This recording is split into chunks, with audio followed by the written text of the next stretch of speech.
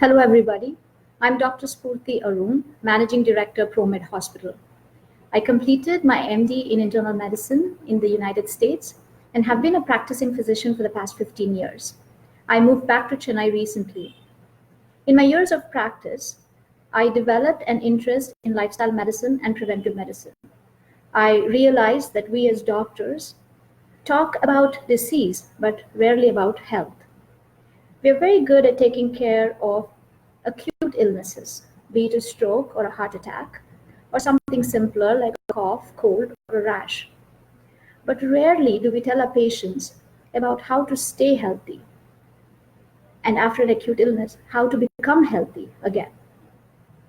I hope to start a simple journey today by beginning to answer a few of the common questions that my patients tend to ask me.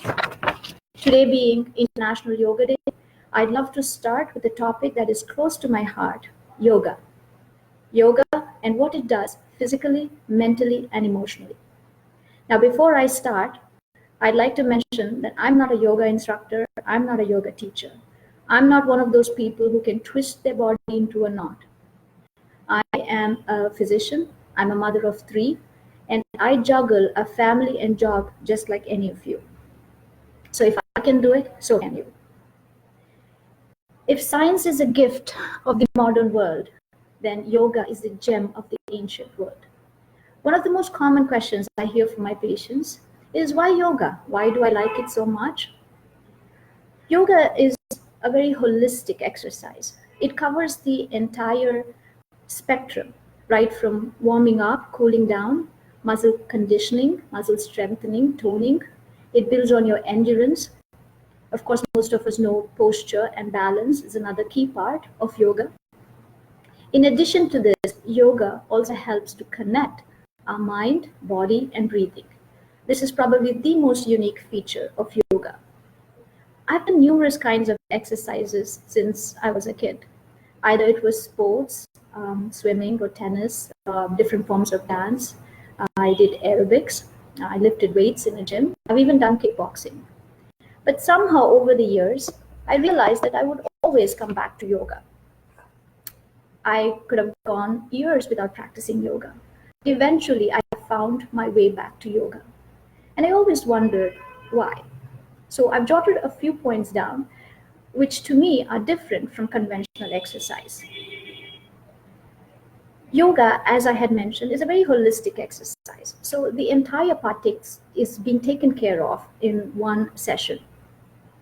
All exercises help to increase your endorphins or your feel-good hormones.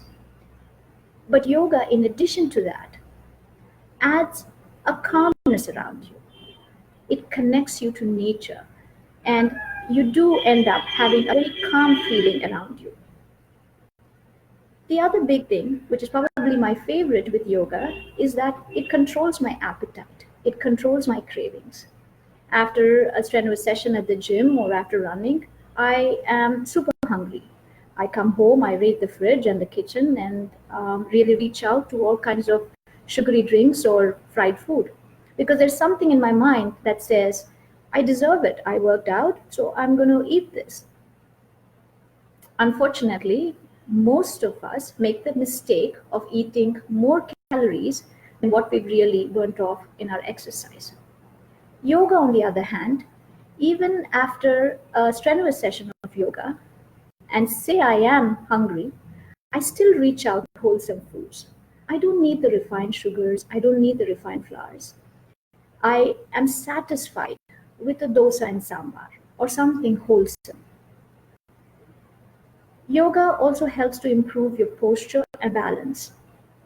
One of the most beautiful things about yoga is the way it connects your body, your mind, and your breath. Yoga is not just about doing an asana or doing a pose. It's not just about going through the physical motion of a posture. What any good yoga instructor will tell you is to breathe with the posture. This form of connecting the breath to the pose is one of the central concepts of yoga. And what it does is it builds an awareness of self called swadhyaya. This self-awareness is probably one of the key things in yoga. Is your breath smooth and prolonged, or are you holding your breath? Are you clenching your jaws? Or is your breath choppy and short? What are your muscles doing in a particular pose? This connection is extremely important. This yogic awareness is what you extend into other aspects of your life, in your job or your family. It helps to tap into your emotions earlier, and this gives you a chance to not react impulsively or in anger. It lets you calm down for a second, assess your emotions, and then respond. Most exercises are result oriented. Take running or working out in the gym. You're always planning, should I run a 2K, should I run a 5K, or how much weights should I lift? Yoga, on the other hand, is a process oriented exercise. Every asana has a degree, and there is no asana that just ends. You just go from one level of beginners to another level of advanced. We also end up focusing on the process with yoga. When you apply this to your life in general, you realize that most of the frustrations in the modern world are because we're always looking for results or goals or an expectation. When we try and remove that result orientation or that goal, and we start focusing on the process, the entire mental tension is resolved. Ishvara Pranidhana, the literal translation is devotion to God. I don't believe that yoga is a religion. It is a spiritual pathway.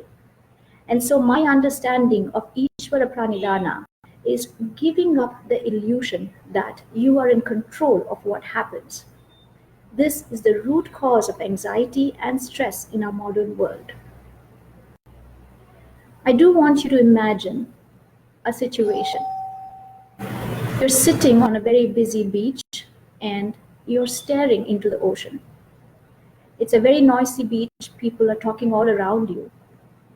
And you're looking and gazing into the ocean. You can hear the sounds of the ocean waves, maybe a few birds. Now, just for a few seconds, you're lost. You're lost in your thoughts, you're lost in the moment. And all these external sounds die down. Those few moments of clarity where you're living in the moment is what yoga does for you. And in those few seconds, any problem or situation at your job or family becomes more clear to you. It doesn't mean that you found a solution to it. It just means that you were able to look at it with clarity and in perspective. It gives you the clarity to understand what the problem is. This blissful absorption is called samadhi. This is what yogis can do on a voluntary basis. But people like you and me do see specks of this in our real life. But this is what yoga can do to you. The more yoga you do, the better you get at it, and the more effective it becomes. I hope I have been able to convince you as to why yoga is one of my favorite forms of exercise. But I won't be doing justice if I don't tell you some of the problems with yoga. First of all, get an okay from your physician. There are some asanas or kriyas that are contraindicated with certain medical conditions. So you have to be careful as to what you do. The best way to start yoga is to get a good instructor. Yoga is really an individualized practice. The yoga asanas have to be personalized to you. I do love the energy that a group exercise gives you, but at least initially as you get into the practice, you will benefit from a more individualized practice. The other point that I would like to tell you is that yoga is a slow process. So be patient, and hope with this talk I have convinced at least a few of you to take up yoga, practice safely, and may you be a happier and more energetic person. If you liked this talk, please let me know of any further topics you would like me to talk about. Thank you so much.